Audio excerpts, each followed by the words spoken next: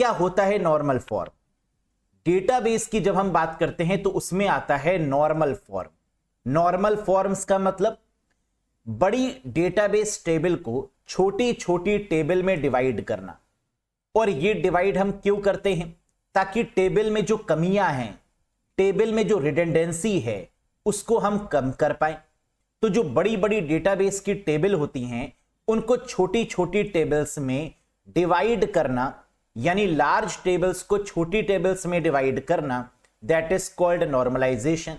क्या ये करके हम रिडंडेंसी को और अनवांटेड डेटा को कम कर पाएंगे, एलिमिनेट कर पाएंगे, रिड्यूस कर पाएंगे? जी हां, इसीलिए बना नॉर्मल फॉर्म्स।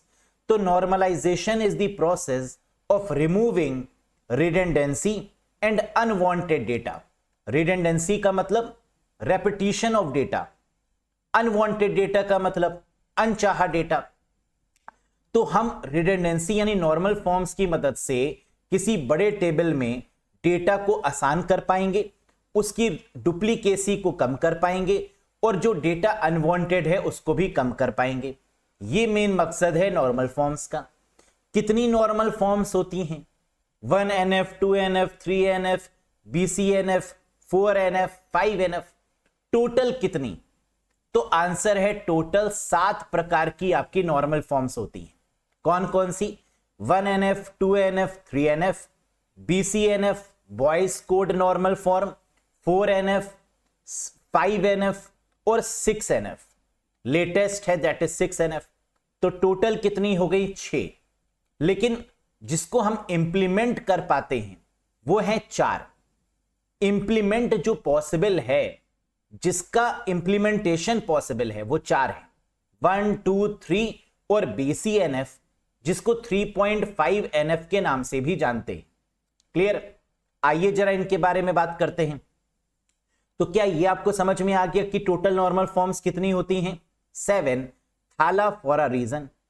MS धोनी का नंबर भी 7 और यहां पर नॉर्मल फॉर्म्स भी 7। अब क्वेश्चन ये उठता है कि ये नॉर्मल फॉर्म्स किसने बनाई? अगर मैं आपसे पूछूं कि RDBMS का कॉन्सेप्ट किसने दिया, आप कहेंगे doctor EF Codd, Edgar F Codd. Yes, normal forms का भी कॉन्सेप्ट देने वाले मिस्टर एडगर F कॉड हैं, जिनकी तस्वीर आप नंबर 1 पोजीशन पर देख पा रहे हैं। नॉर्मल फॉर्म्स की बात करें या 1NF की बात करें, इनके फाउंडर हो गए आपके एडगर F कॉड यानी EF कॉड, जिनके 12 नियम भी हैं, 12 रूल्स भी माने जाते हैं EF कॉड के। पढ़े होंगे आप लोगों ने ग्रेजुएशन या पोस्ट ग्रेजुएशन में। इसके बाद में 1NF के बाद क्या आया? 2NF। 2NF को अपग्रेड करके क्या आया? 3NF। और फिर आपका आया क्या? BCNF। 3.5NF भी बोलते हैं, बॉयज कोड नॉर्मल फॉर्म। और इसको डेवलप किया है 2 लोगों ने मिलकर। एक तो ऊपर वाले एडगर F कॉड और दूसरे क्रेडिट जाता है रेमंड F बॉयस को। रेमंड बॉयस या रेमंड F बॉयस, दूसरे जो बॉय टाइप के लग रहे हैं आपको फोटो में, है ना, ये हैं आपके कौन? Raymond F Boyce. तो ये BCNF इन्होंने बनाया। और BCNF के बाद आपका क्या आता है? 4NF, 5NF, 6NF। बाकी के जो क्रेडिट हैं वो किसको गए? रोनाल्ड फैगिन को। ये जो तीसरी पर्सनालिटी आपको दिख रहे हैं स्क्रीन पर, that is mister Ronald Fagin. इन्होंने 4NF, 5NF और 6NF डिजाइन किया। तो इसका मतलब ये जितने भी NF हैं, नॉर्मल फॉर्म्स हैं, इनको बनाने वाले 3 पर्सन्स हैं। कौन कौन से? Edgar F Codd, Raymond F Boyce और रोनाल्ड फैगिन। ये बात समझ में आ गई? आगे बढ़ते हैं। अब कॉन्सेप्ट आता है नॉर्मल फॉर्म्स इन डेटाबेस में किस चीज का? 1NF, 2NF, 3NF, 3.4, 3.5NF जिसको BCNF बोलते हैं, 4NF, 5NF, 6NF, इनको कैसे समझें? एग्जाम में क्वेश्चन को 100% सही करने के लिए आपको क्या याद रखना है, जरा ध्यान दीजिए। 1NF का मतलब होता है atomic values, single value. Atomic का मतलब सिंगल। तो अगर क्वेश्चन में आपको कभी भी एटॉमिक दिखे, सिंगल वैल्यूज दिखे, तो आंसर हो जाएगा 1NF। ER मॉडल की कभी भी बात कर रहे हो, एंटिटी रिलेशनशिप मॉडल की बात कर रहे हो, तो आंसर क्या हो जाएगा 1NF। ये शॉर्ट ट्रिक 100% काम करती है। देखो 1NF में आपको क्या याद रखना है, सिर्फ दो बातें। क्या क्या? एटॉमिक वैल्यूज, एटॉमिक का मतलब सिंगल वैल्यूज, और एंटिटी रिलेशनशिप मॉडल। अगर इनमें से कुछ भी पूछा जाएगा तो आंसर क्या हो जाएगा 1 नॉर्मल फॉर्म, 1NF हो जाएगा। याद हो गया? आगे बढ़ते हैं। 2NF में हमें क्या याद रखना है? जब हम कभी किसी फंक्शन में जाते हैं तो एक लोग जाते हैं, नहीं दो लोग जाते हैं, ऐसे याद रखिए। तो जब 2NF की बात होगी तो हम बात कर रहे होंगे किसकी? फुली फंक्शनल डिपेंडेंसी की। फंक्शन कैसे याद रखना है कि कभी भी फंक्शन में जाएंगे तो एक नहीं दो लोग जाएंगे कम से कम। यस, और इसके साथ में फुली फंक्शनल डिपेंडेंसी किस पर? प्राइमरी की पर। तो दो बातें यहां भी याद रखिएगा। अगर क्वेश्चन में कभी भी प्राइमरी की गिवन हो तो 2NF होगा, और कभी भी फंक्शन की बात कर रहे हो फुली फंक्शनल डिपेंडेंसी, तो आंसर क्या होगा 2NF। दोनों बातें समझ में आ गई। तीसरा याद करते हैं 3NF। 3NF को 3 को कैसे लिखते हैं हम लोग? THREE, यानी 3 की स्पेलिंग शुरू होती है T से, ट्रांजिटिव। कैसे याद रखना है कि अगर क्वेश्चन में कभी भी ट्रांजिटिव शब्द मिल जाए, T से ट्रांजिटिव और T से 3, तो आंसर क्या हो जाएगा 3NF। यानी नॉन ट्रांजिटिव डिपेंडेंसी की अगर बात हो रही होगी तो आंसर 3NF हो जाएगा। इतना याद हो गया? आगे बढ़ते हैं। 3NF के बाद आएगा 3.5NF, जिसको आप बोलते हैं BCNF, boys code normal form. Advanced version of 3NF, ये 3NF का एडवांस्ड वर्जन है। इसे 3.5NF भी बोलते हैं। एलिमिनेट ऑल रिडेंडेंसी, इसका काम क्या है? जितनी भी डुप्लीकेसी है, रिडेंडेंसी है, उसको एलिमिनेट करना, उसको दूर करना। तो अगर कभी भी क्वेश्चन में 3.5NF की बात होगी, एडवांस्ड वर्जन ऑफ 3NF की बात होगी, तो आंसर क्या होगा BCNF। जितनी रिडेंडेंसी है उसको एलिमिनेट करने की बात होगी तो क्या होगा? That is BCNF। कैंडिडेट की BCNF में अगर देखें तो C बना हुआ है। C का मतलब याद रखिएगा यहां पर कैंडिडेट से है। क्वेश्चन में अगर कभी भी आपको कैंडिडेट की मिल गया तो आंसर क्या हो जाएगा? BCNF हो जाएगा, 3.5NF हो जाएगा। अगर एग्जाम में क्वेश्चन पूछे कि ऐसा कौन सा नॉर्मल फॉर्म है जो सबसे बेस्ट है, इन 6 नॉर्मल फॉर्म में से क्या कोई ऐसा भी है, या इन 7 नॉर्मल फॉर्म में कोई ऐसा भी है जो सबसे बेस्ट है? हां, 3NF सबसे बेस्ट है ना? ये वाला सबसे बेस्ट है। 3 तिगाड़ा काम बिगाड़ा, लेकिन यहां उल्टा है, यहां 3NF is the best one. ठीक। 4NF BCNF याद हो गया आपको? BCNF क्या होता है? Advanced version of 3NF। 3.5NF eliminate all the redundancy, यानी डुप्लीकेसी ऑफ डेटा को रिमूव करना, या कैंडिडेट की बात करें तो आंसर क्या होगा? BCNF होगा। आगे बढ़ते हैं, 4NF की बात करते हैं। जब 4 लोगों की बात करते हैं तो 4 का मतलब कई सारे होता है। जी हां, 4 लोग क्या कहेंगे? 4 बोतल पानी, काम मेरा रोज का, 4 दिन बीत गए, है ना? तो 4 से बहुत चीजें बनी हुई है हमारी। तो 4 का मतलब क्या होता है? बहुत सारे, यानी multi valued dependency. Table does not have any multi valued dependency. तो अगर क्वेश्चन में कभी भी मल्टी वैल्यूड की बात होगी, कई सारी वैल्यू की बात होगी, तो आंसर क्या हो जाएगा? 4NF। इतनी बातें समझ में आ गई? मल्टी वैल्यूड मिल गया तो आंसर क्या होगा? 4NF। अब इसके बाद बात करते हैं 5NF की। 5 उंगलियां कितनी होती हैं? एक हाथ में 5, पांचों फिंगर्स को बंद कर दें तो ज्वाइन हो जाता है ना? क्या हो गया? ज्वाइन। तो 5NF का मतलब होता है प्रोजेक्ट ज्वाइन डिपेंडेंसी। इसको PJ डिपेंडेंसी भी बोलते हैं या ज्वाइन डिपेंडेंसी भी बोलते हैं। तो अगर क्वेश्चन में आपको ज्वाइन या प्रोजेक्ट ज्वाइन जैसे शब्द मिल जाएं तो यानी 5NF की बात हो रही है। और 6NF का मतलब क्या होगा इसके बाद? Next, that is domain, domain की नॉर्मल फॉर्म, यानी based on the concept of, किस कॉन्सेप्ट पर ये बेस्ड है, डोमेन की नॉर्मल फॉर्म पर ये बेस्ड है। अभी तो हम इसकी शॉर्ट ट्रिक बता रहे हैं, आगे आने वाले सेशंस में इसके कॉन्सेप्ट को भी क्लियर करेंगे, लेकिन आज हम वो शॉर्ट ट्रिक बता रहे हैं जिसकी मदद से एग्जाम में इनमें पूछे जाने वाले क्वेश्चन में आप full out of full score करें। क्या इतनी बातें याद हो गई? Based on the concept of domain की normal form DKNF, that is 6NF। अगर इतनी बातें समझ में आ गई तो आप MCQ के लिए तैयार हैं, आप कर लेंगे क्वेश्चन सारे, यकीन मानिए। एक बार रिवाइज कर ले सारे।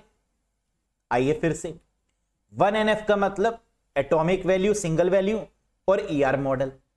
2NF का मतलब दो लोग जाएंगे फंक्शन में, यस, तो फुली फंक्शनल डिपेंडेंसी या PK हो क्या, यानी प्राइमरी की। 3NF की जब भी बात करेंगे, 3 किससे शुरू है? T से। ट्रांजिटिव डिपेंडेंसी का मतलब 3NF होगा, यह भी याद हो गया। आगे बढ़ते हैं। BCNF क्या है? बॉयज कोड नॉर्मल फॉर्म, ये 3.5 नॉर्मल फॉर्म है, यानी 3.5NF है। एलिमिनेट करता है सभी प्रकार की रिडंडेंसी को, कैंडिडेट की आएगा तो भी BCNF होगा। और अगर एग्जाम में पूछेंगे सबसे बेस्ट नॉर्मल फॉर्म कौन सा है, तो आंसर होगा 3NF is the best one, है ना। 3NF सबसे बेस्ट माना जाता है। आगे 4NF में हमें क्या याद रखना है? 4 मतलब कई सारे, यानी मल्टी वैल्यू डिपेंडेंसी। तो टेबल में क्या नहीं होना चाहिए? Table does not have any multi value dependency. ऐसी टेबल नहीं होनी चाहिए जिसमें कई सारी वैल्यू डिपेंड है किसी पर। क्लियर? 5NF में क्या याद रखना है? 5 बंद होगी ये मुट्ठी, है ना, ये हो गया फिंगर्स बंद, दैट इज ज्वाइन, यानी ज्वाइन डिपेंडेंसी। यस। और 7th की अगर दोस्तों बात करें, यानी 6NF की बात करें, तो ये क्या है? डोमेन की normal form based on the concept of DKNF, यानी डोमेन की नॉर्मल फॉर्म। इतना समझ में आया? बहुत बढ़िया। अब एक चीज और याद रखो, एनोमॉलीज क्या होता है नॉर्मल फॉर्म में? What are anomalies in normal form? इसका मतलब क्या है? जब हम किसी टेबल को बनाते हैं डेटाबेस में या RDBMS में, तो उस टेबल में कई सारी इरेगुलरिटीज होती हैं, कई सारी इनकंसिस्टेंसीज होती हैं, कई सारी गड़बड़ियां होती हैं, और उन मिस्टेक्स को, उन इनकंसिस्टेंसी को, उन इरेगुलरिटीज को हम क्या करते हैं? रिमूव करने की कोशिश करते हैं। तो एनोमैलीज का मतलब क्या होता है? Inconsistency, irregularity in the database table. और ये क्यों होती है? Due to poorly design table. जब हम टेबल को डिजाइन करते हैं डेटाबेस में, तो हम रफली डिजाइन कर देते हैं, और उस रफली डिजाइन करने के चक्कर में उसमें बहुत ज्यादा गड़बड़ियां हो जाती हैं, बहुत ज्यादा इनकंसिस्टेंसी हो जाती है, डुप्लीकेसी हो जाती है, रेप्लिकेशन ऑफ डेटा हो जाता है, रिडंडेंसी हो जाती है, और उसी को बोलते हैं एनोमॉलीज। तो अब क्वेश्चन ये उठता है कि एनोमॉलीज या एनोमैलीज कितने प्रकार की होती है? तो आंसर है 3 टाइप्स। कौन कौन सी? जब हम इंसर्ट करते हैं तब इनकंसिस्टेंसी हो सकती है, जब हम अपडेट करते हैं तब इनकंसिस्टेंसी हो सकती है, और जब हम डिलीट करते हैं तब इनकंसिस्टेंसी हो सकती है। यानी इंसर्ट एनोमैलीज, अपडेट एनोमैलीज और डिलीट एनोमैलीज। तो ये कितने प्रकार का हो गया? That is 3।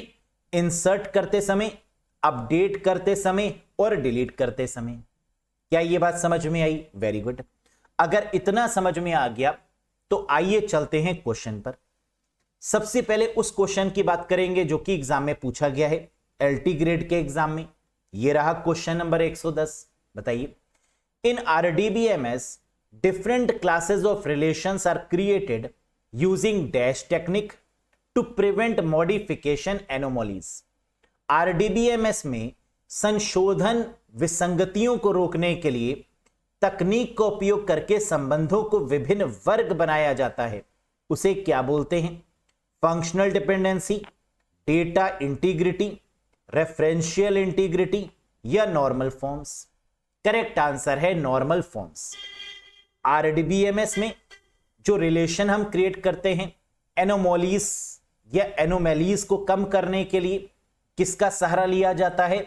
नॉर्मल फॉर्म्स का। So the correct answer is normal form. कितना सरल क्वेश्चन पूछा गया था एग्जाम में। यस, आगे देखते हैं। पहला question, a dash is normalized after it has been organized. एक डैश को व्यवस्थित करने के बाद उसे सामान्यीकृत किया जाता है। टेबल, डेटाबेस, रो या कॉलम। तो नॉर्मलाइजेशन हम किस पर अप्लाई करते हैं? टेबल पर, क्योंकि डेटाबेस या डीबीएमएस या आरडीबीएमएस का मतलब क्या है? रोज एंड कॉलम्स का कॉम्बिनेशन, यानी टेबल। तो आंसर क्या होगा? Collection of table that is called database, है ना। अब देखो समझो, टेबल यहां पर क्यों नहीं हुआ? क्योंकि जब भी हम डेटाबेस की बात करते हैं, आरडीबीएमएस की बात करते हैं, तो क्या उसमें एक टेबल की बात करते हैं? नहीं, हम कलेक्शन ऑफ टेबल्स की बात करते हैं। इसका मतलब टेबल तो सही है, लेकिन टेबल्स की बात हो रही है, कलेक्शन ऑफ टेबल्स की बात हो रही है। और कलेक्शन ऑफ टेबल्स को हम लोग क्या बोलते हैं? डेटाबेस। तो a database is normalized after it has been organized. Very easy. Next, by normalizing relations or set of relations one minimizes। संबंधों या संबंधों के सेट को सामान्य बनाकर कोई डैश को न्यूनतम करता है।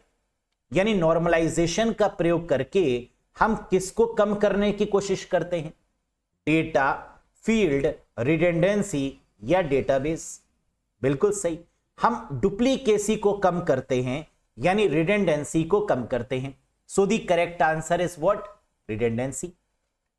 नॉर्मलाइजिंग रिलेशंस का प्रयोग करके हम क्या करते हैं? किसको मिनिमाइज कर रहे हैं? रिडंडेंसी को, डुप्लीकेसी ऑफ डेटा को। Next, in addition to removing undesirable characteristics normalisation also eliminate dash anomalies. अवांछनीय विशेषताओं को दूर करने के अलावा सामान्यीकरण डैश विसंगतियों को भी समाप्त करता है। इंसर्ट, अपडेट, डिलीट या ऑल ऑफ दीज। तो जो एनोमैलीज हैं वो क्या 3 टाइप्स की होती हैं? यस, इंसर्ट, अपडेट और डिलीट, यानी आंसर हो जाएगा ऑल ऑफ दीज। लगा दो आंसर, आपकी पार्क की नजर और Nirma super. Next, a common approach to normalization is to dash the larger table into smaller table and link them together by using relationship. बताइए, सामान्यकरण के लिए एक समान दृष्टिकोण यह है कि बड़ी तालिका को छोटी तालिकाओं में बदल दिया जाए और रिश्तों का उपयोग करके, यानी रिलेशनशिप का प्रयोग करके उन्हें एक साथ जोड़ दिया जाए। यही तो हम लोग करते हैं नॉर्मलाइजेशन में। एक बड़ी टेबल को छोटी टेबल्स में डिवाइड करते हैं। क्या करते हैं? डिवाइड करते हैं, यानी answer is fourth. A common approach to normalization is to divide the larger table into a smaller table. Yes. Next, redundancy is reduced in a database table by using the dash form. Dash form का उपयोग करके database तालिका में अतिरेक को कम किया जाता है। रिडंडेंसी को कम करना है तो हम किसका यूज करेंगे? नॉर्मल फॉर्म्स का। यानी option number 2 is the right one. Abnormal होगा नहीं, स्पेशल होगा नहीं, more than one of the above तो होगा नहीं। Answer is normal form. Next, in practical applications how many types of normal forms are there. व्यवहारिक अनुप्रयोगों में सामान्य फॉर्म कितने प्रकार की होती है? अब देखो यहां कैंडिडेट गलत करते हैं, क्योंकि वैसे टोटल पूछा जाता तो होता 7 नॉर्मल फॉर्म्स। क्या टोटल पूछ रहे हैं? नहीं। प्रैक्टिकली कितने पॉसिबल हैं, कितने अनुप्रयोगों में उसको प्रयोग किया जा सकता है, प्रैक्टिकली कितने पॉसिबल हैं? तो आंसर होगा 4, यानी 4 इज द राइट वन। कौन कौन से? 1NF, 2NF, 3NF और BCNF। ये प्रैक्टिकली 4 ही पॉसिबल है इंप्लीमेंट करना।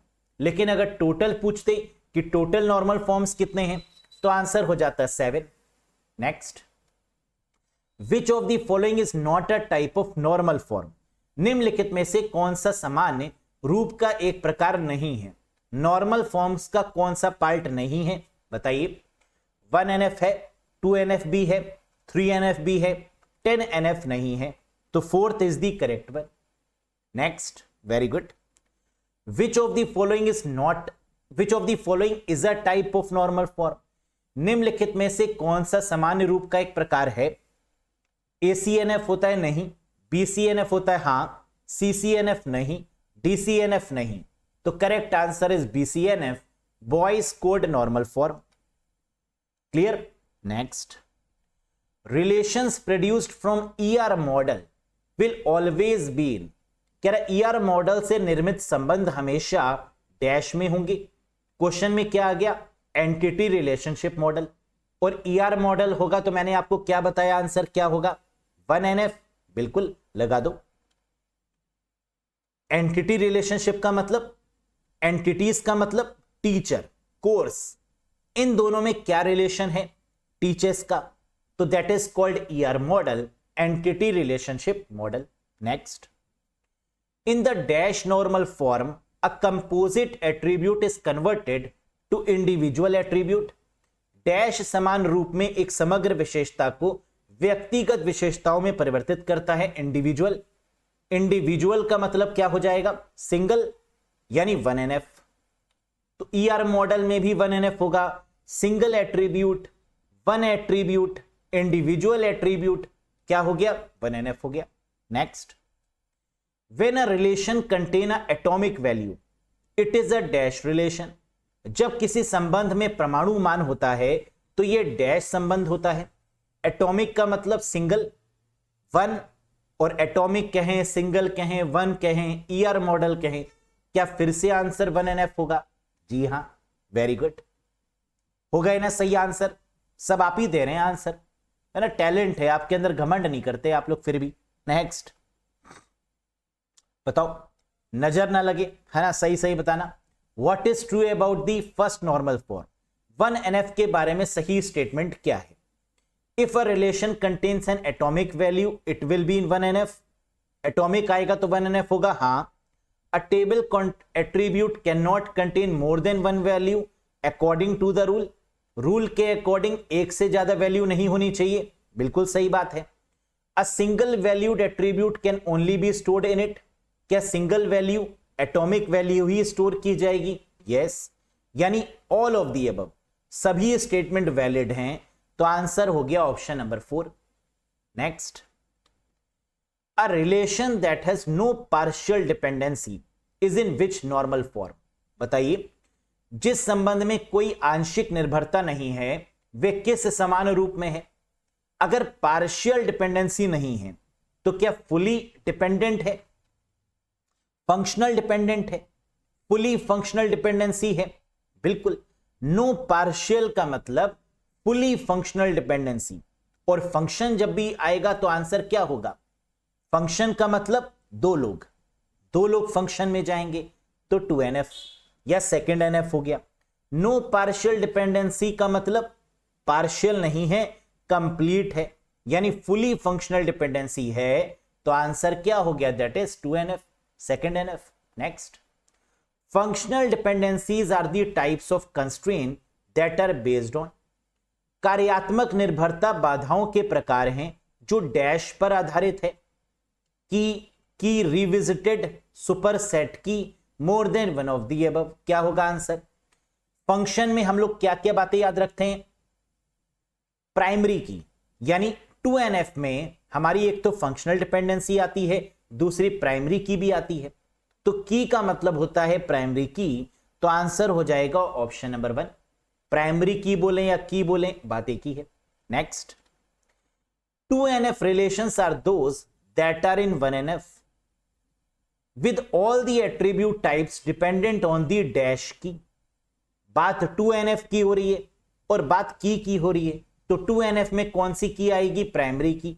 क्या प्राइमरी गिवन है? हां, लगा दीजिए, बस इतनी देर लगेगी आंसर लगाने में आपको। Next, 3NF is based on the concept of dash. तीसरा सामान्य रूप डैश की अवधारणा पर आधारित है। 3NF की बात हो रही है और 3NF में मैंने आपको क्या बताया था? ट्रांजिटिव, T से 3 और T से ट्रांजिटिव, यानी option number 2 is the right answer. लगा दीजिए, कर पा रहे हैं? Next, which normal form is considered as adequate for usually database design. कह रहा है डेटाबेस को डिजाइन करने के लिए ऐसी कौन सी नॉर्मल फॉर्म है जो सबसे बढ़िया है, सबसे एडिक्वेट है। 3NF, 3 बिगाड़ा काम बिगाड़ा, 3 तिगाड़ा काम बिगाड़ा, है ना। तो इसका मतलब यहां पर ऐसा नहीं होता, यहां बेस्ट माना जाता है 3NF। तो correct answer is 3NF is the best one, is the adequate one. Next, when a relation is in 2NF and there is a dash, it is in 3NF। बताइए, जब कोई संबंध 2NF में होगा और डैश होता है तो वह 3NF में होगा ही होगा। यहां पर बात किसकी हो रही है? 3NF की। 3NF का मतलब ट्रांजिटिव, क्या कहीं पर दिया हुआ है? Functional dependency, no transition dependency, बिल्कुल no transition dependency is the right answer. तो T से 3 और T से ही ट्रांजिशन हो गया। Next, non prime attribute can not be transitively dependent, so the relation must be the dash normal form. Question में क्या कह रहा है? ट्रांजिटिव। ट्रांजिटिव मतलब 3 मतलब option number 3 is the right one, यानी third normal form is the right one. लागू हो रहा है ना? जो शॉर्टकट हमने इंप्लीमेंट किया है, क्या अभी तक सब में काम किया? 100% काम करेगा। अ table is in 3NF if it is in 2NF and it has no dash। 3NF की बात हो रही है, फिर से ढूंढ लो। फंक्शनल डिपेंडेंसी नहीं, ट्रांजिटिव डिपेंडेंसी जी हां, लगा दीजिए answer. Clear? Next, what is true about BCNF? BCNF के बारे में कौन सा कथन सत्य है? देखते हैं। The advanced version of 3NF is BCNF, बिल्कुल सही। इसे 3.5NF भी बोलते हैं। BCNF is stricter than 3NF। BCNF 3NF से स्ट्रिक्ट है, या बिल्कुल सही। एलिमिनेट ऑल रिडंडेंसी, क्या ये सभी प्रकार की रिडंडेंसी को एलिमिनेट करता है? बिल्कुल सही, यानी ऑल ऑफ दी अबव हो जाएगा करेक्ट जवाब। ये सारे के सारे स्टेटमेंट वैलिड है। Next, a table is in BCNF if it is in 3NF and if every determinant is a dash की। बात किसकी हो रही है? BCNF की। और BCNF के केस में कौन सी की काम करती है? कैंडिडेट। क्या कैंडिडेट की दिख रहा है? जी हां, यानी option 3 is the right one. ठीक। Next, every Boyce code normal form is in. प्रत्येक बॉयज कोड सामान्य रूप है किसका? फर्स्ट NF का, सेकेंड NF का, थर्ड NF का, या ऑल ऑफ दीज का? बॉयज कोड नॉर्मल फॉर्म क्या 1NF, 2NF, 3NF इन तीनों से मिलकर बना है? जी हां। आंसर क्या होगा? All of the above. Yes. Next, BCNF is a more restrictive normal form than.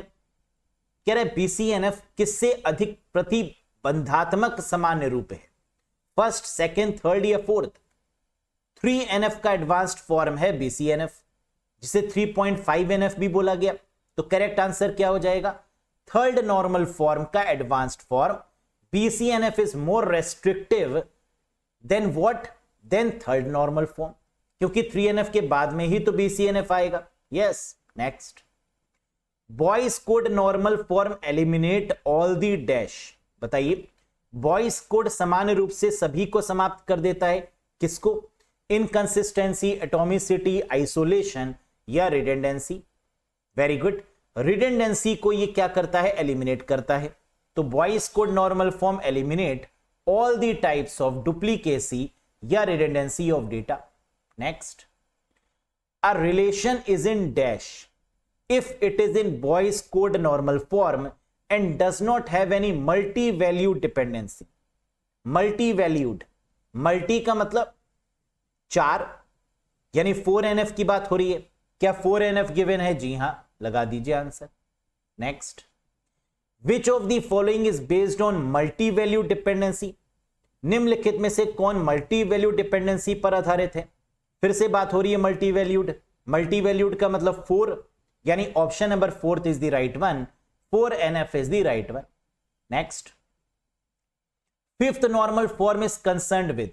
कह रहे पांचवें सामान्य रूप किससे संबंधित है, किससे रिलेटेड है? तो 5 का मतलब बंद कर दीजिए, ज्वाइन हो जाएगा। क्या कहीं ज्वाइन दिया हुआ है? Join dependency, domain key, multi value dependency या functional dependency? Joint dependency is the right one. मिल गया answer, very good. 5NF is also known as, 5NF को किस नाम से जाना जाता है? Dependency medium, BCNF, project joint normal form या डोमेन की नॉर्मल फॉर्म? हम जानते हैं 5NF का मतलब ज्वाइन, लेकिन कैसा ज्वाइन? PJNF यानी project join normal form. Third is the right one. Next, 6NF is also known as, 6NF को क्या बोलते हैं? डोमेन की नॉर्मल फॉर्म। क्या डोमेन की नॉर्मल फॉर्म गिवन है? Yes. Option number 4 is the valid one. कितनी तेजी के साथ आंसर हो रहे हैं? In the first normal form only single values are permitted at the intersection of each row and column, hence there is no repeating group. Question में क्या रहा है? First normal form, single value यानी 1NF की बात हो रही है। Yes. Next, the relation is automatically in dash if and only if the primary की कंप्राइजेस अ सिंगल एट्रीब्यूट। बताओ, बात हो रही है प्राइमरी की, और प्राइमरी की जब भी बात होगी तो क्या आंसर? 2NF की बात हो रही है, नॉन फंक्शनल डिपेंडेंसी की बात हो रही है। बताओ। Yes, fully functional dependency, primary की, यानी answer is 2NF। Very good. Next, in this normal form all transitive dependencies must be removed. ये कौन सी नॉर्मल फॉर्म है जिसमें सारी के सारी ट्रांजिटिव डिपेंडेंसी को रिमूव कर दिया जाता है? ट्रांजिटिव का मतलब 3NF। क्या गिवन है? यस, लगा दीजिए। Option number 3 that is 3NF। Next, a relation is in BCNF if and only if every determinant is a primary की, सुपर की, यूनिक की या कैंडिडेट की? तो BCNF के केस में आंसर क्या बनेगा? कैंडिडेट की। गिवन है yes, option 4 is the right one. Next, if a table has been normalized so that all the determinants are candidate key, then that table is in। बात हो रही है कैंडिडेट की, तो क्या यहां पर बात हो रही है किसकी? BCNF की। जी हां, अभी बताया हमने, अगर BCNF आ गया तो कैंडिडेट की, कैंडिडेट की आ गया तो क्या होगा? BCNF। Next, normalisation dash data duplication, eliminate, reduce, increase या मैक्सिमाइज? कह रहे नॉर्मलाइजेशन जब हम अप्लाई करते हैं तो डेटा की जो डुप्लीकेसी है, जो रिडंडेंसी है, वो क्या होती है? रिड्यूस होती है? नहीं, पूरे तरीके से एलिमिनेट हो जाती है, यानी खत्म हो जाती है। तो answer is what? Eliminate the data duplicacy. Next, consider the relational database, the functional dependency between two attribute A and B is denoted by।